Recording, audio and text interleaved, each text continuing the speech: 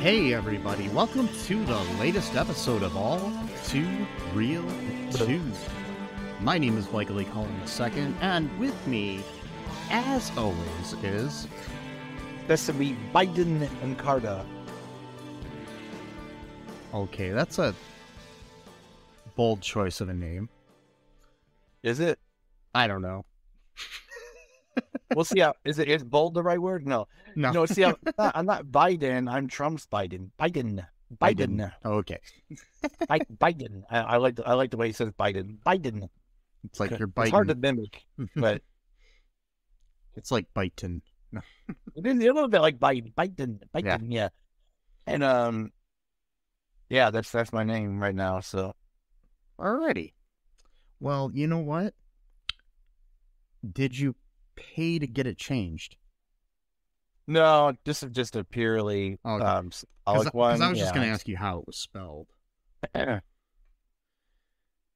was just going to be spelled BYE hyphen BIN. Oh, okay. Yeah, like Biden. That's very beautiful, man. Or like in The Mandalorian, where the guy is named Din, and he's like, "Bye, Din." Speaking of Mandalorian, he's also played by Pedro Pascal, who, if I'm not mistaken, is on the TV show The Last of Us. If I'm not mistaken either, yeah. Yes. Another show where he is carrying around a young person across lands and has special abilities. Yes, throughout the galaxy. Wait, well, no, that doesn't happen in this show. Not in this one. This is purely Earthbound. But okay, yeah, maybe like by season 5.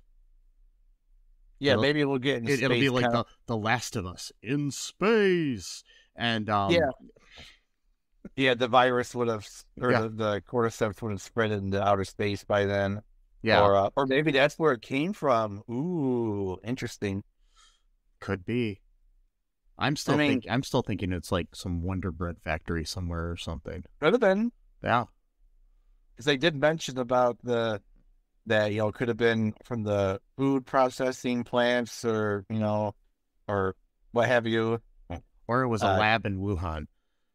Yeah, right. 11. Well, it did start Indonesia, so that's Asia, even though it's like somewhere near China.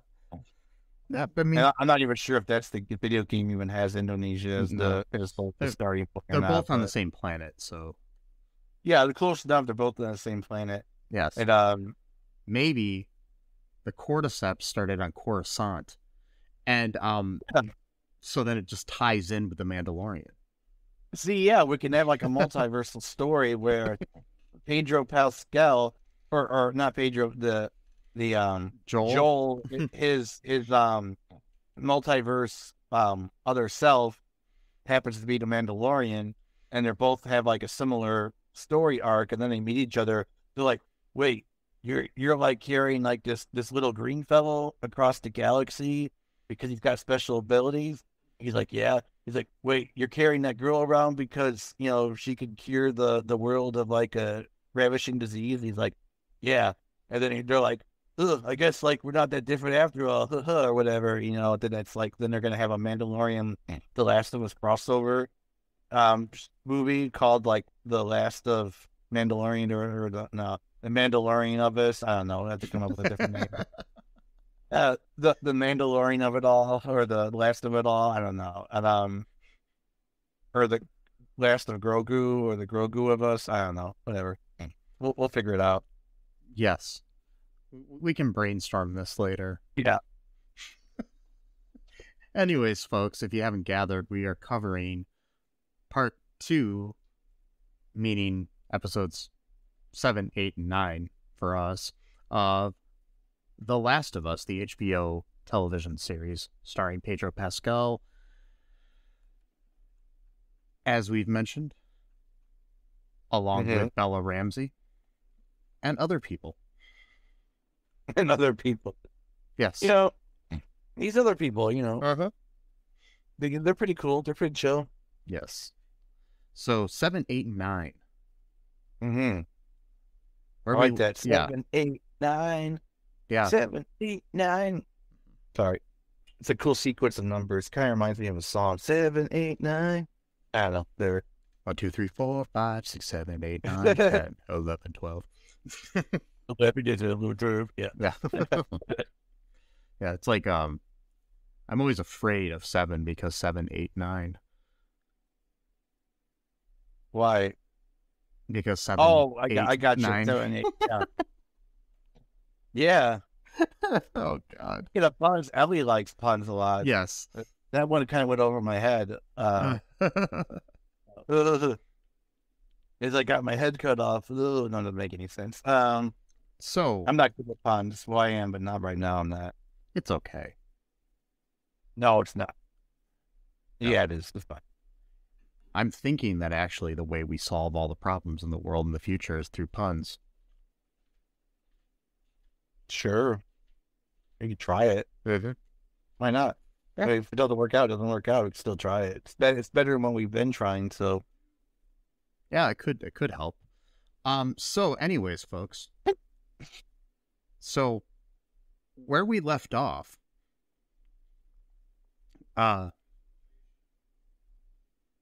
Joel was stabbed during the struggle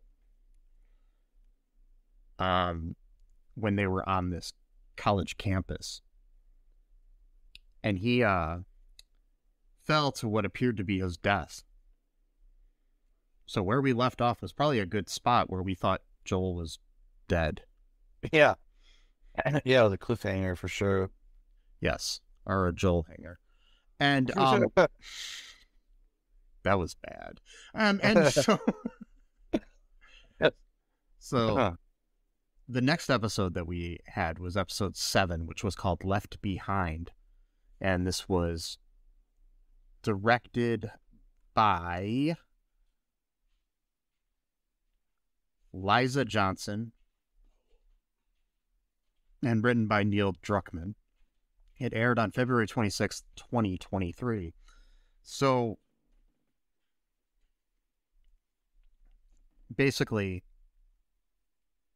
Ellie and Joel go to this abandoned house, and Ellie's doing her best to try to save Joel. But, like, they have just, like, nothing in this house to really help her.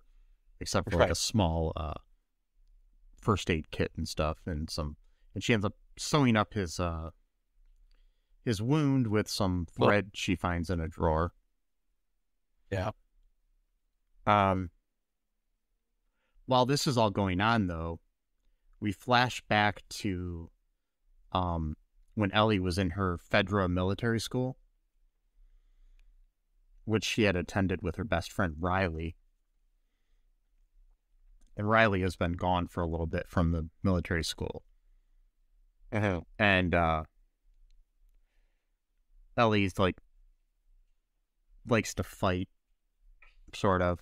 She just, but usually Riley would protect her. So what all happens here in this episode? Yeah, she's, a fighter just like she is now.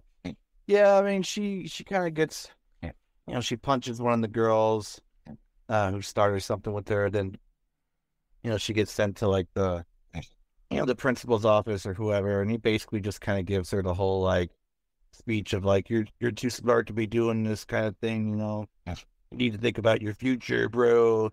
Because pretty much like Fedra, there's really not like a lot of good jobs, for people. Yeah.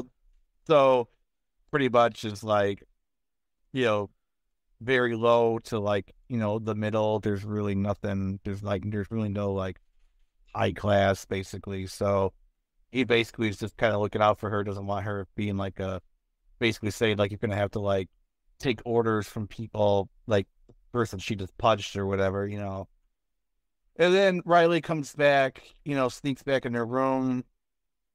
She had been gone for about 3 weeks or so.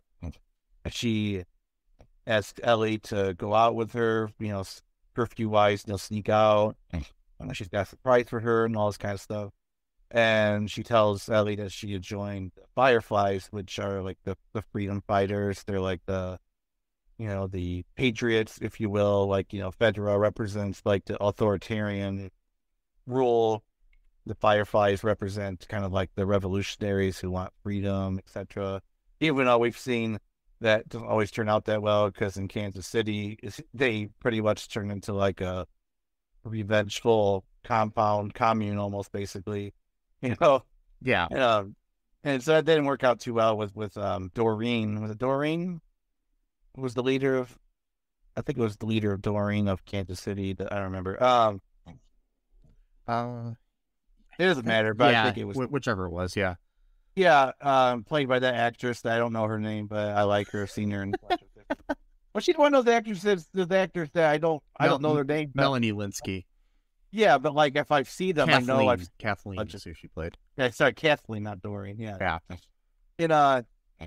So they kind of have like this dialogue back and forth of like, well, Fedra is really not that bad, is it? I mean, they kind of hold everything together, because she's just repeating what the guy told her, her teacher or whoever he is, the principal. I don't even know what title he had, but basically, I guess the overseer of new students or new recruits to basically become the new batch of officers and soldiers and whatnot, so he wanted her to be, on a sort of higher tier of that, so she wouldn't have to like, be basically doing like all the grunt work and not having any respect, people respect her, that kind of thing. So, in a way, he was kind of looking out for her, and, in the fucked up way that Fedra does, which, this show is interesting in a sense. It just kind of shows like the best that people try to make of like a fucked up situation, essentially. So it's like it's not so much that like, at least from my viewing of it, it's not so much that Fedra is viewed as like something that's inherently evil, like just evil dropped from the sky, or rather came from below, and it's like demonic or whatever. It's just like a government that forms, like what do you do after this happens? Like, what I mean? Like, there's something's got to happen one way or the other. It's nobody's going to agree with everything. Like, not like everybody agrees with stuff in this real world we live in. Well, no, I just mean like, like nothing written in the books that says like what to do with like cordyceps take over the entire world and like all civilization burns down. Like, how do you build up a new government? I mean, it's going to be trial and error. So I do believe. I mean, the cordyceps thing is a little different, but I do believe the government actually does have a zombie apocalypse plan. Oh, really? Yeah, I read that somewhere years ago. Oh, wow. Back when I think it was back when like Walking Dead came out and stuff. Like they were. Oh, okay, yeah. But they actually looked it up, and I guess the federal government does have some kind of plan intact to what to do with the world if something like that were to happen. Some kind of big virus outbreak where people start eating brains, I guess, or something. I don't know. So, yeah, that wouldn't even work, though. How would you even be able to contain that? But yeah, I mean, you could try your best, but yeah. So anyway, they kind of talk, and then Riley takes him to a abandoned mall that was supposed to have like a bunch of clickers in it, I guess, but it was just sort of like kind of like a conspiracy theory to keep people trying to go in there, kind of thing. Have fun. Basically it's what it was. It was kind of like a story, like, oh, don't go in there. There's so many clickers in there. You don't want to go in the mall and play video games and all this kind of stuff. So that's why I don't go to Disney World, is because I've heard because that. The clicker. Yeah, the clickers. But then I found out that they're just people dressed up like Winnie the Pooh and Goofy and whatnot. And whatever. It's the bloaters really gotta watch out for it. Yeah. If you see someone that looks like Ron DeSantis, it's the bloater. You gotta get out of the way. Sorry. And he's not going to show up to Disney, though. Well, oh, yeah, good point. Yeah, exactly. So she turns on the power, and this is the first time Ellie.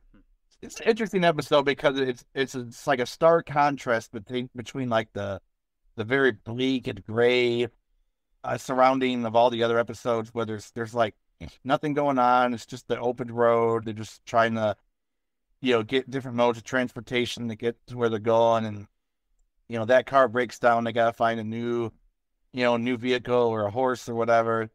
And then here in this episode, you see, the entire mall just lights up in front of Ellie's eyes, like just one section of the mall, following to next. And, they go to the arcade where she gets to play Mortal Kombat 2, which she'd only heard about or read about like an old. And I mean, the lights on and nobody there is pretty much what most malls look like nowadays. Yeah, exactly. Yeah, pretty much. Yeah. And so, it was a flashback episode, obviously, but it was just interesting to kind of see, like this old Ellie, who had like, a moment where she could just be like, a kid and not have to like basically be like a 40-year-old adult in a kid's body, just from having to grow up way too fast, and in this new world, or whatever. And then, unfortunately, there's a clicker in there, and it bites both her and Riley. Riley's just taking it like a champ. Ellie's furious and just throwing shit around because she just feels almost like angry that she got bit as opposed to being scared, that she got bit. And Riley convinces her to basically just have them wait until they both get infected or want to die from the infection instead of like killing themselves or whatever. Yeah. And of course, we know Ellie's immune, so that means Riley died before she did, and so she had to kill her essentially. And then we go back to, because in between this, we're kind of going back and forth to her trying to find something to help Joel with, to fix up his wound, and then we're going back to the mall, scene. Because also Riley was going to join the Fireflies and go to Atlanta at one point.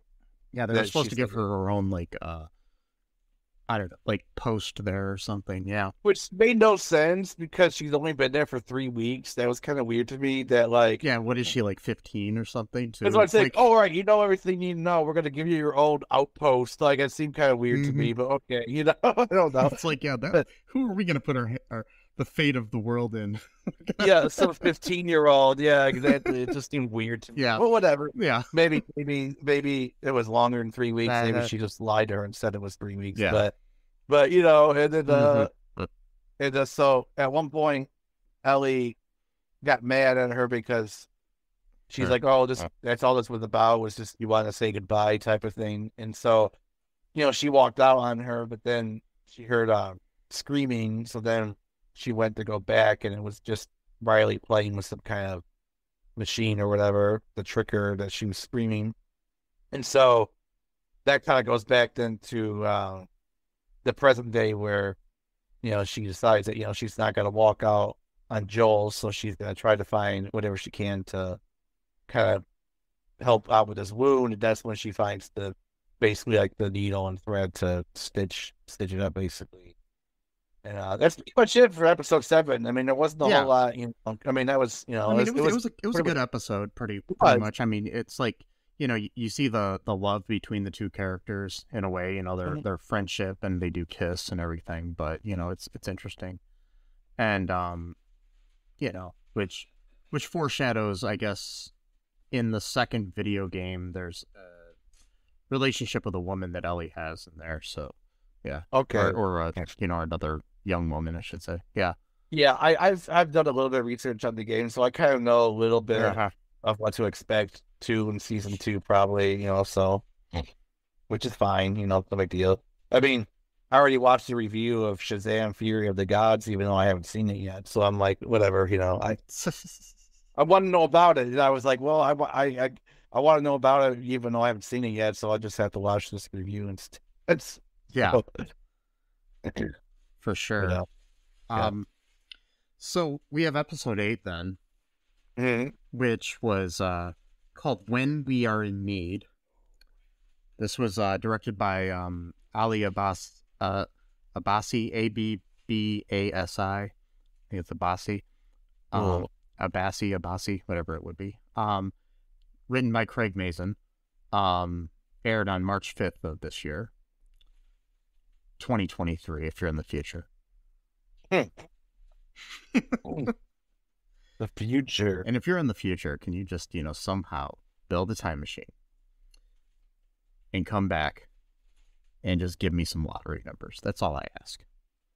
It's just to help fund the podcast, nothing else. Or give me 1 million Bitcoin that would then lose all of its value in one day. Yeah. I don't know. Or just, give me the, score for the next Super Bowl or something. Yeah. Or an almanac that has a bunch of gambling. Yeah.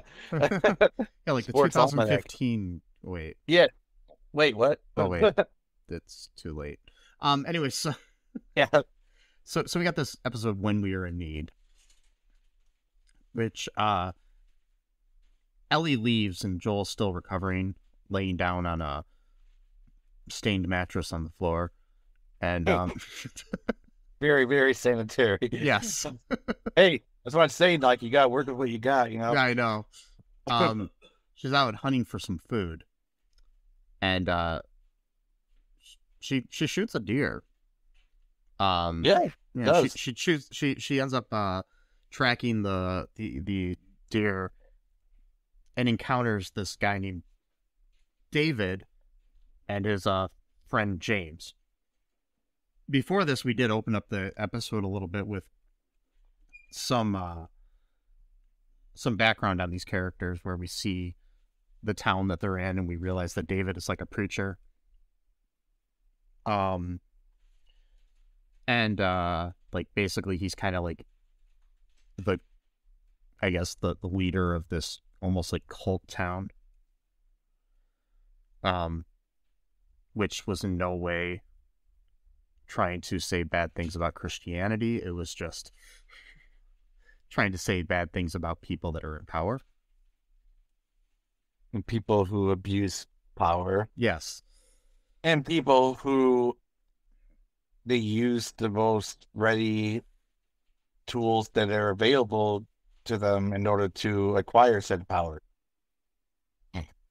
Yeah. There's no conspiracy to like make fun of Christians. It's like, think about it. You're a dude who wants to be a leader of a group. Everybody in that group is probably at least somewhat familiar with basic Christian teaching. Are you going to utilize that, or are you going to completely create a whole new religion that nobody's really heard of or is interested in? And then I'd go with Jedi myself. Well, I know, me too. But I'm just saying, like, in that world, that makes more sense, because, my main reason for going for Jedi is because I've got this, like, kind of sixth sense that there's a guy that looks like a Mandalorian that's walking around, in this world, and I thought maybe, him knowing a religion that exists in his own world, like, maybe he would start to follow me. I mean... Does that make sense? That's a good point. I mean... Yeah, that is really good. They should have gone that route if they were going to go with the whole crossover episode, but now they blew it. They blew it. Well, that's fine. Or he could have been the Sith religion. Yes. No, not really, because he's trying to pretend Jedi. So okay, yeah, you're right. Yeah, yeah. You got to go for the good religion, not the. Yeah. See, you can't make it that obvious. Yeah. No. That's the thing too. So it's like, I know some people are complaining about it being anti-Christian or whatever, but like the whole point is that he's a wolf in sheep's cloth. Exactly. I was just going to say that. Yeah. Like, would it make sense if he's like, "Hail Satan"? You know what I mean? Like, it just would. It wouldn't make any sense. I mean, it's obviously you're putting the bad actions in the bad guy's mouth. You're not putting it in his followers, really. You know that, maybe some of his followers, but not like the the women and children that are, following him and stuff. It's the Right. they're following him because they're looking for some kind of salvation or some kind of hope in a world that's fucked up, So Right. yeah. Yeah, 20 years after a ravishing pandemic of cordyceps, I mean, And he's taken advantage of that, It's like it's like televangelists and stuff like that exist in our world, So but yeah, on a much creepier scale because we'll see why yeah. soon.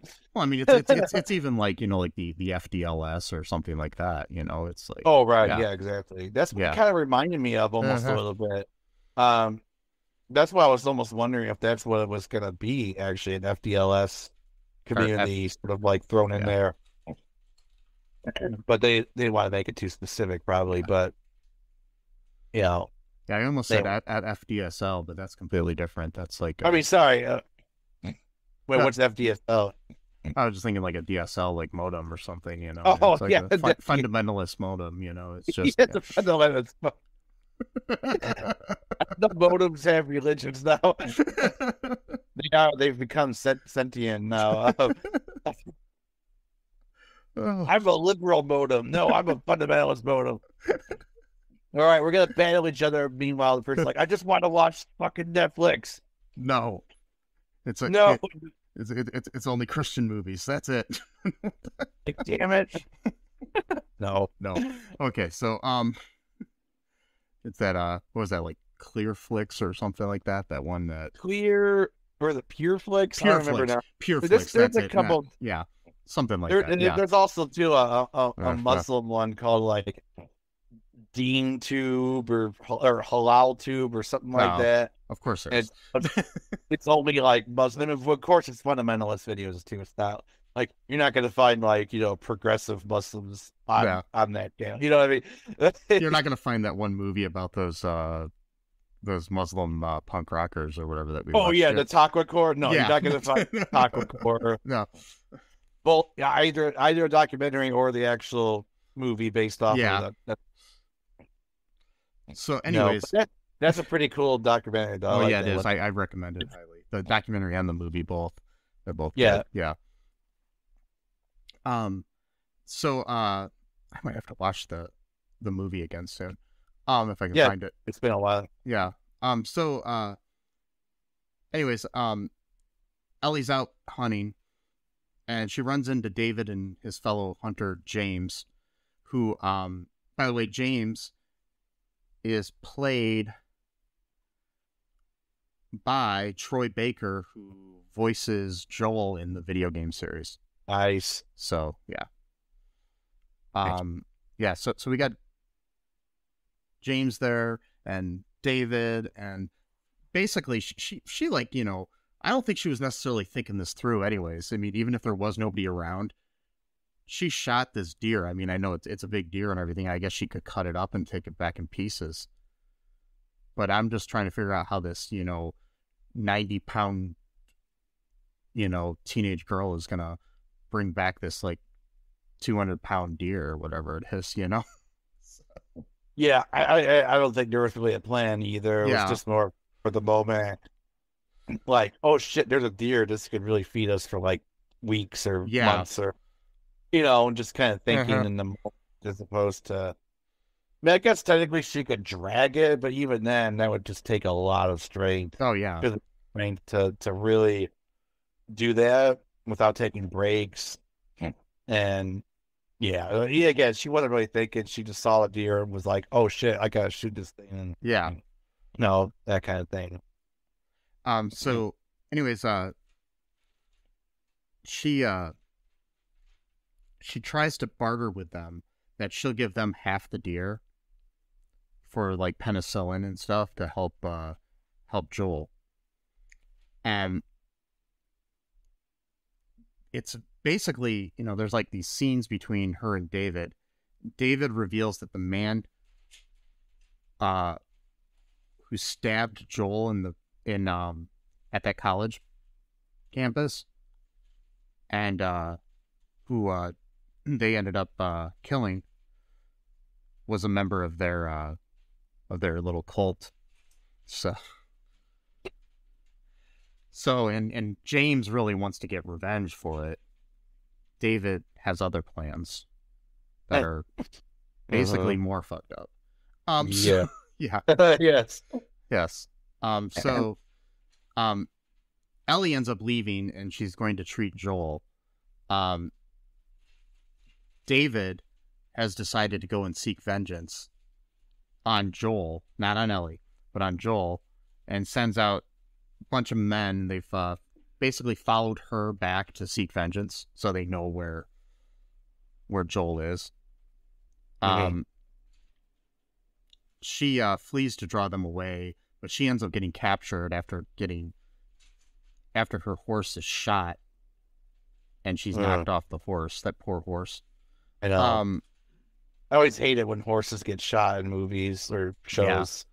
Yeah. Like, God damn it, they didn't do anything. Like, so after this point, what starts happening? So we begin to see the old Joel that we've heard stories about that never actually saw in action. Extremely violent, extremely visceral, just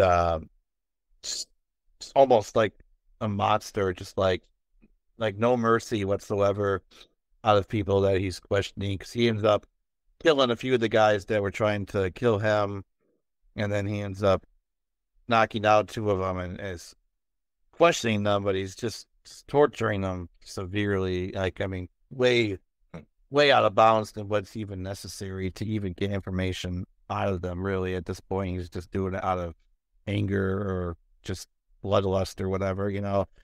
And so we've heard stories about this version of Joel. They, you know, they've done terrible things, you know, in the past or whatever. Yeah. And, you know, he's very protective of Ellie. So he's kind of almost become monstrous a little bit in order to find out, you know, if she's safe or where she's at. And then he killed both of them even after they got the information he needed to. He didn't even spare their lives. So that was kind of fucked up. And then, meanwhile, Ellie's being held at the their place, their town, or out in a town square, don't know what you call it. They all kind of live in some sort of like dining hall area, it seems like, or maybe that's like their meetup place or whatever. Meetup, that's funny. So, are you still there? Yes, I am. Meet. Oh, good. I was hoping that. Yeah, I was just listening to you. Sorry. Sorry.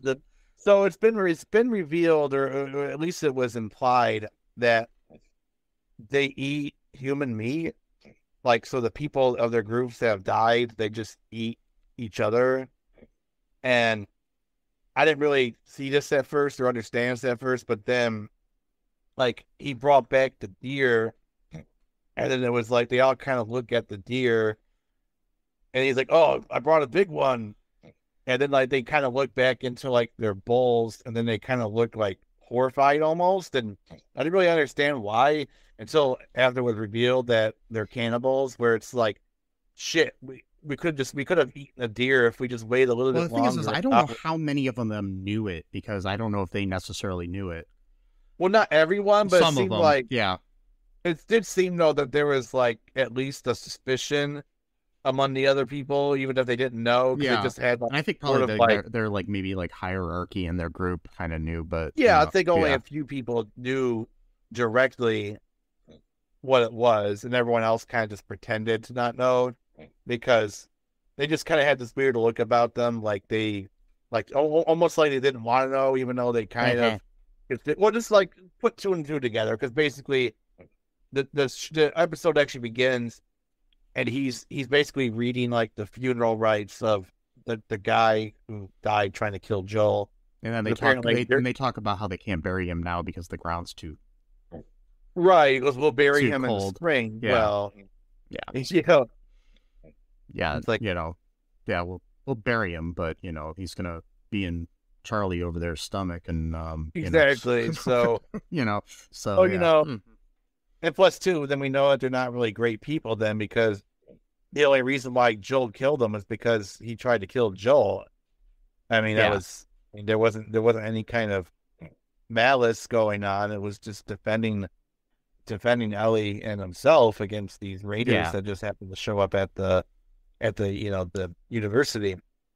And so David kind of goes into his whole villain speech, about how he, you know, he doesn't really believe in Christianity. He actually believes in, like, I guess the religion of cordyceps or something weird shit like that, where like that's where he got the idea to like be like the cordyceps, I guess, because they kill because they love, or well, I don't remember, some weird thing he said. And then and that was like his inspiration to just like basically just like become like the bad version of himself that was always like lingering, underneath or whatever. That, the very, very kind of typical villain speech you hear over and over in a lot of different movies. Yeah. And and he does the whole like, you and me are not so different after all, kind of speech too, about how, Ellie's just like him. She's got a violent heart and he has a violent heart. And at first, you're thinking like, oh, okay, he's like a Sith Lord. He wants her to be like, his Darth Vader, until it's like, oh no, he wants her to be his wife, his Yeah. child bride. Yes. That was creepy as fuck.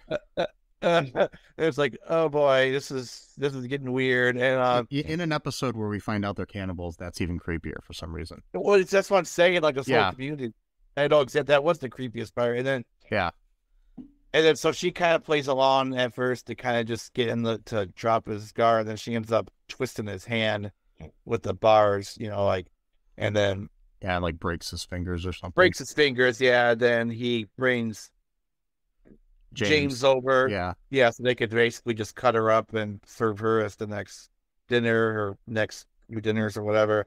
Yeah, but she ends up killing James, and escaping. Yeah.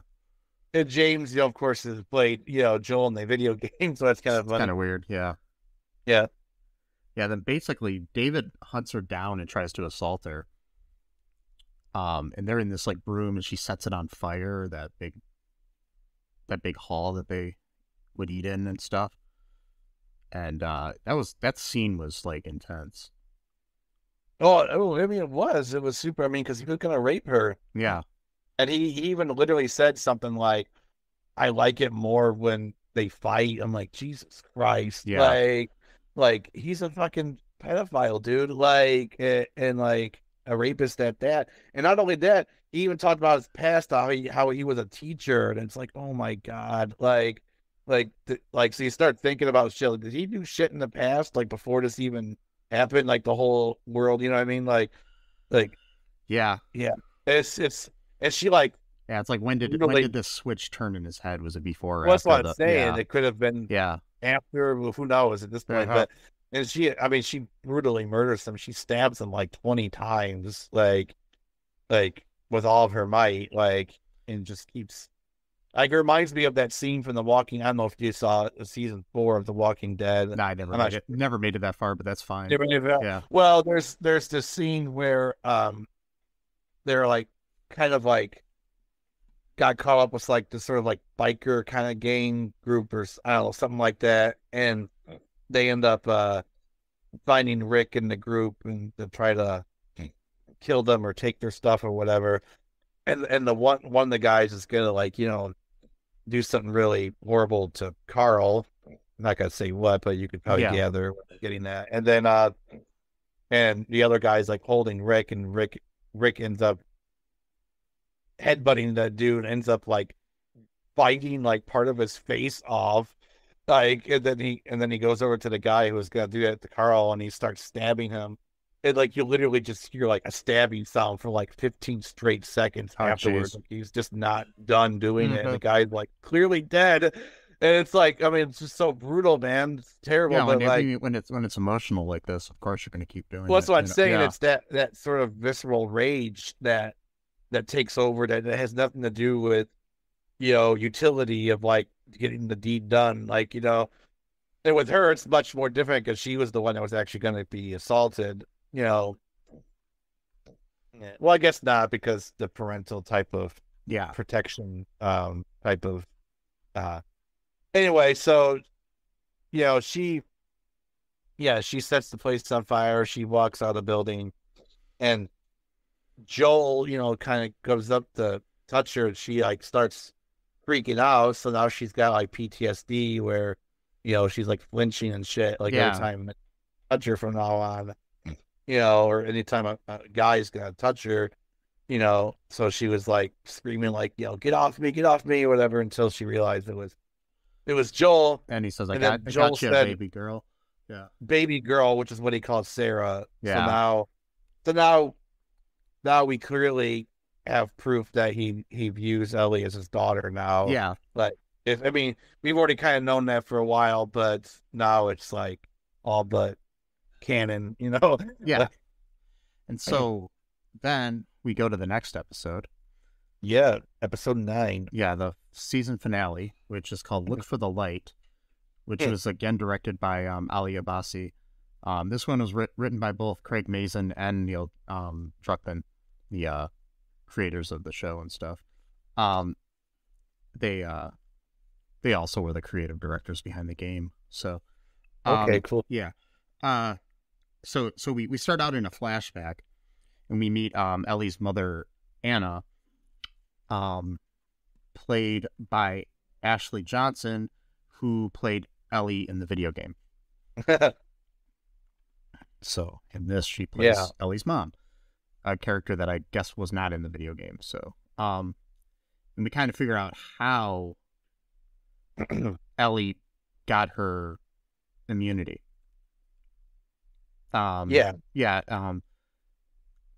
So Anna's giving birth. She runs into this house that I think they're like her and her people were staying at after being chased by some cordyceps. And she gives birth to Ellie. She's found by Marlene, who we met earlier. We find out that, she was that while giving birth, she was bitten by one of the cordyceps. Wow. So, I guess that's what gave Ellie her immunity, was that it was in her system right before she gave birth. So, yeah, and because too the umbilical cord. So maybe it's somebody that was like, like basically like a pipeline, a literal pipeline. Yeah. So she's kind of like in a way like Blade, where he's he's like half human, half. I don't think she's like half cordyceps, but she's got she's not. But cordyceps stuff running through her brain and stuff. So yeah, I'm surprised though because it happened so fast. I mean, she literally gave birth to her like right after she got bit. Maybe it had to happen that fast. If it happened any earlier, she would have turned or something, or maybe. Yeah. Oh God, that'd be horrifying if that creepy little baby. I know. Yeah. There's a baby cordyceps. They're coming to a toy store near you. Anyway, so the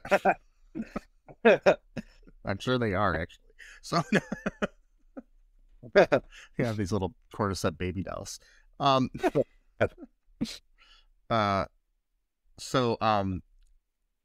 Anyways, because she's been bitten and everything, and probably gonna turn, Marlene ends up killing Anna.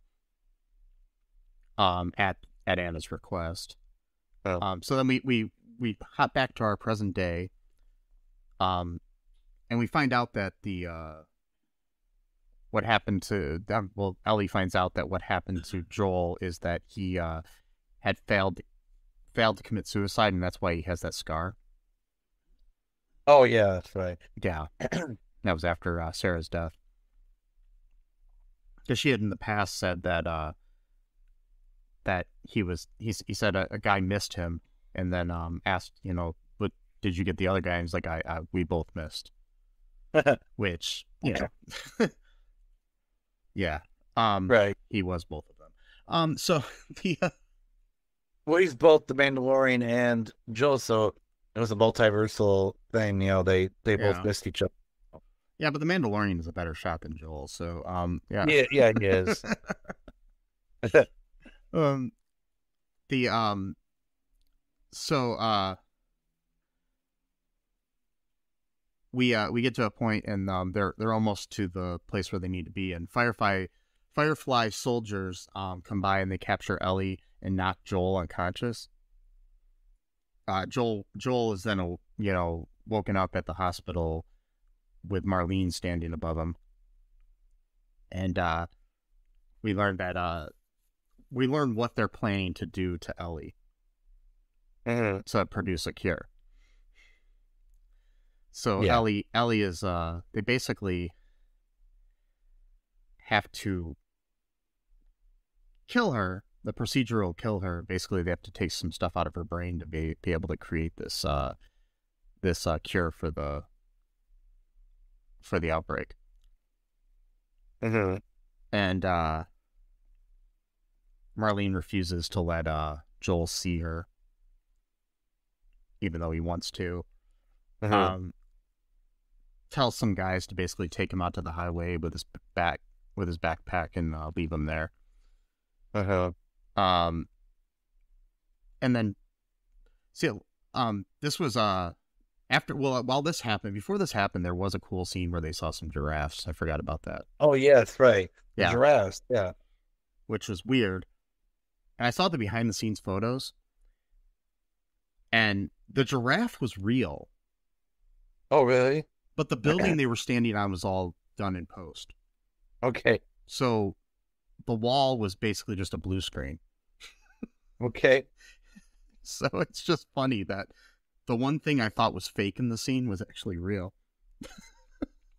They built around the giraffe. That's kind of cool. So but anyways, that whole thing, I mean, it kind of just showed that there's still like almost like life finds a way in the world after this is happening. You got these it was giraffes. like a beautiful moment. Yeah. And plus too, that kind of brought Ellie back to herself, because she's been kind of flighty lately after the traumatic experiences where She she's was kind in like of a PTSD sort of thing. she's kind of in her own head, and Joel has to keep asking her things like 3 times before she'll like register that he's talking to her. Yeah. Kind of has that sort of like shell shock kind of like thing going on, which I mean, I don't blame her. I mean, No, I would be too if I were her. Yeah. Crazy cannibal pedophiles trying to they're inside of a weird dining hall or that's burning around. Yeah. But then they see the giraffes. She in what looks like an old German restaurant or something. Yeah. And of course, I can just show you can't ever enjoy anything for more than 2 seconds before another threat appears. Yeah. And so Joel kills a bunch of people. Yeah. Yeah, basically what ends up happening is Joel is being taken away, but then he ends up basically killing everybody to get to Ellie in the hospital in like a really cool, almost video game-like scene, What I liked about the scene is that you didn't even hear like the gunshots. It was just all muted, and it was all music basically. Yeah. I like that aspect. You didn't even hear like the bullets or people like shouting or whatever. Yeah. It was just like a cool little murder montage. Yes. Like you do. Like you do. A murder montage. Yes. That's that's what you do. Anyways, so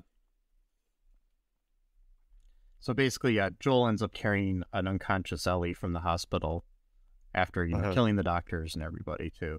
So well, no, he let 2 of them live. Yeah, the 2. Well, like we think he does. Who maybe knows? who knows? So so basically, when he's about to get out of there, Marlene intercepts them in the parking garage, and stating that there's still time to find a cure. But Joel ends up shooting her and killing her. And so then they're driving away, and Ellie wakes up in the back seat. He lies to her, tells her that the Fireflies had already failed to develop a cure from other immune people, which don't exist. and they Well, we don't know. yeah, there there could be. Who may knows? other people who have had similar, Yeah. like someone gave birth right after they got bit in the world. We don't know, but it's probably happened a few times. Yeah, but they probably hadn't tried to do anything. Yeah, exactly. Yeah, as they so then they hike to Jackson where Tommy is, and Ellie somehow I think doesn't believe Joel. No, she doesn't really. She says insists Joel swear that his story is true, and he does, and she just replies okay, and then we end our season. Yeah, that's pretty much, that's literally the end. Yeah, I don't think she really believed, because a lot of his story didn't really make a lot of sense of like why doesn't she have her clothes? Oh, it's because Raiders came right at that moment. Okay. Like, that just seems convenient. And then there's something else too. I forgot what it was. Something else was missing. I don't remember now what it was. But yeah. So, for some reason, there's like this huge debate now about like whether Joel do was right or wrong or whatever. And it's yeah, like, I mean, they had the same debate, I guess, when the video game came out. It's clearly right. The only reason I'd say that is because if I think Ellie being how she is, and she'd really bought into this idea that like she possesses the cure or at least the potential for a cure, that she would have gone along with the procedure and just sacrificed her life. So my whole thing is, did Marlene tell her beforehand that was what's going to happen? Yeah, and I guess we'll find out. But then again, why not then tell Joel the truth? Yeah. That again, like, you wouldn't have an episode with cool shit happening if that was like, by the way, and if you told them that, then all those guys could have lived. That was, That's what I'm saying. You made the show would leave on a really bad cliffhanger. You see here, she wrote a waiver, signed it, and everything. I, Ellie, hereby declare that I agree to this procedure that will most definitely end my life in order to. I mean, you wouldn't really have a great show. You just have like a lawyer type show. So, but I do think that. But that's the thing. Marlene is not really a good person. No. So I don't think Marlene would even take the chance of even telling her that. I mean, the thing is giving her the choice. Marlene isn't necessarily a bad person either. She's but she's not like good. Her point of view is like that she wants to save the world, which makes sense, and it's like the needs of the many outweigh the needs of the few, as they say in like Star Trek and stuff.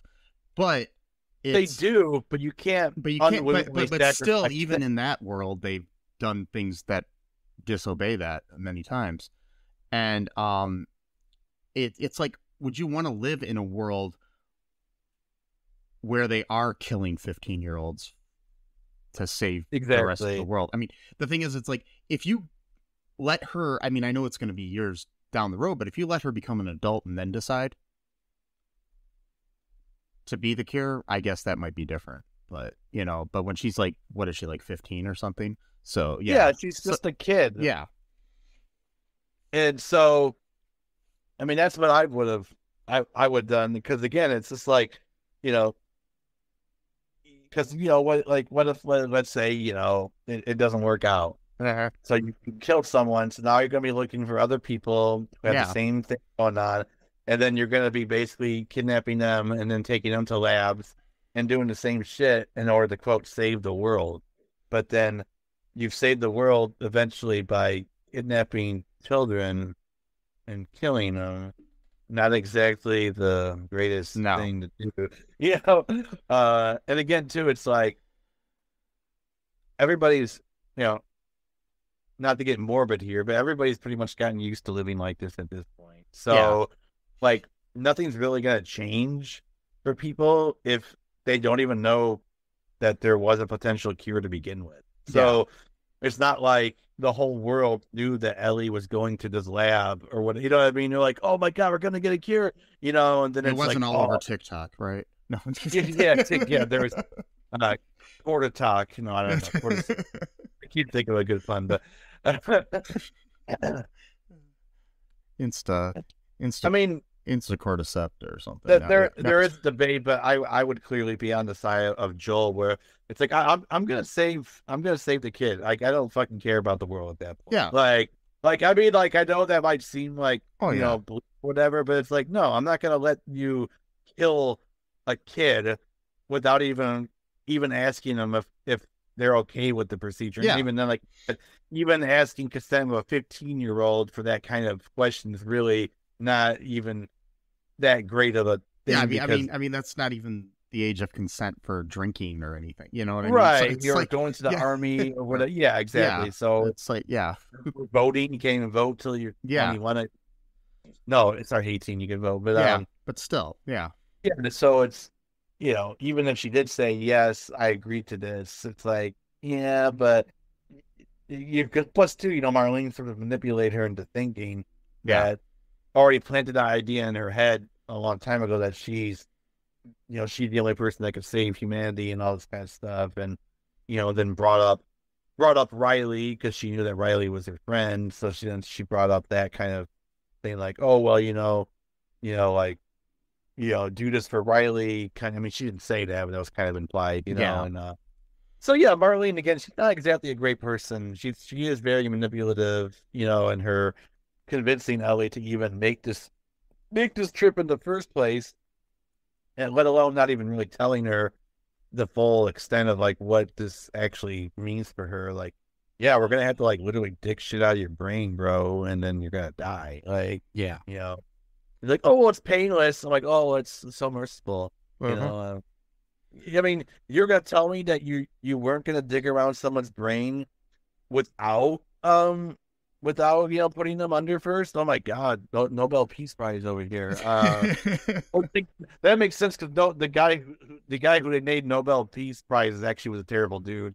Anyway, the guy was like a crazy like warmonger, and then they named the Peace Prize after him for some reason. Really? Okay. Yeah, I'll have to look into it. I forgot the guy's full name, but yeah, I think he was like, it's kind of like the whole like Rhodes Scholar, Rhodes Scholarship, like Cecil Rhodes was like a terrible person. Oh yeah. Like Rhodesia, the country now called Zimbabwe, was like his little like kingdom inside of Africa, basically, and like they just make these little things up to make it seem like they're good people. Like, oh, I got a Rhodes Scholarship. It sounds like some like cool thing. Well, yeah, named I knew that about Rhodes. I didn't know about yeah. So interesting. I mean, it's kind of like having like a Hitler Scholarship. Oh, I got myself a Hitler Scholarship. It's pretty cool. You're like, wait, what? Like, yeah, it's all expenses paid for 1 year of Nazi education. No. Well, yeah, I'd say we'll do some research on that too to make sure. But yeah. No, you'll take my word for it. Okay. You'll take my word because you don't need research when it comes to me. You'll take my word that Winnie the Pooh and Goofy are going to attack you. Everything I say is true. I don't need to be double checked or triple checked for that matter, because I'm Tucker Carlson and you got to believe everything I say. So, no. Yeah, I'm looking through his Wikipedia, and I'm not seeing much bad about him, so we'll see. Okay. Yes. I might have just conflated him with somebody else, probably. I could have. Yeah. I very much could have. Yeah. But I could be wrong too. I'm gonna read it in more detail later. But so any other thoughts here before we wrap things up? No. Alrighty then. So, folks, if you're listening, during March here, there's t-shirts you can buy.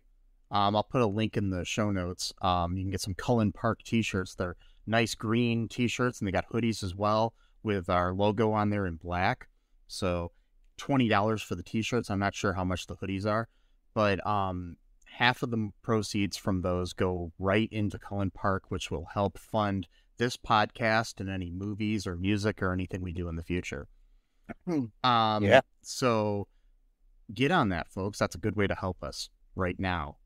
Yeah. this month. But after that, you know, we've got our TeePublic. You can get shirts there. Also, we have Patreon. You can help us out there. Best way to help us is just to share the show.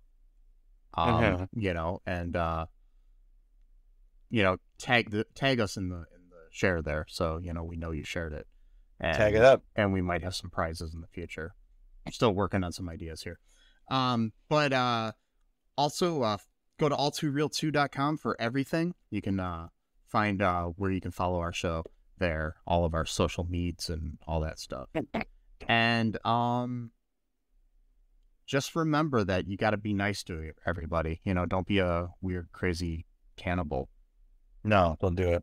Yeah, and don't, you know, kill 15-year-olds to save the world. Yeah. And just remember that I love you, and my good friend Sesame loves you. Biden loves you. And until next time, bye-bye. Thanks for listening to All Too Real 2 podcast, a Cullen Park production. Produced and edited by Michael E. Cullen II. Music by Matthew Hawes. Subscribe and share the show. Visit us at cullenpark.com.